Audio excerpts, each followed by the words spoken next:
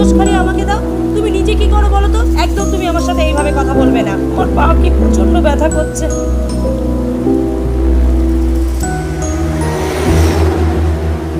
আমার না সত্যি ভালো লাগে না। বাড়ির ড্রাইভারটাকে দিয়ে যদি গাড়িটা চেক করে দিতে, তাহলে তো আমাকে এভাবে হাঁটতে হতো না বলো। শুধুমাত্র তুমি রবিবারটা তোমার বন্ধু বান্ধবদের জন্য রাখো। তুমি যেভাবে আমার সঙ্গে ব্যবহার করছো না, কিছু ভালো লাগছে না। এবার তুমি প্লিজ বাড়ি চলো। এই তুমি কি বলতে চাইছো নাকি? তোর দোষ এখন আমার? বাড়ি চলো, তারপর যা ব্যবস্থা নেবো আমি নেবো। দেখো আমি জায়গাটা আমার মোটেও ভালো লাগছে না। তোরা সন্ধে হয়ে আসছে, আমার পরিবেশটাও ঠিক ভালো লাগছে না। কেমন যেন একটু গা ছমছম ব্যাপার। এই আর্থিক কথাগুলো ছেড়ে কিছু জানো তুমি? একদম চুপ করে থাকবে।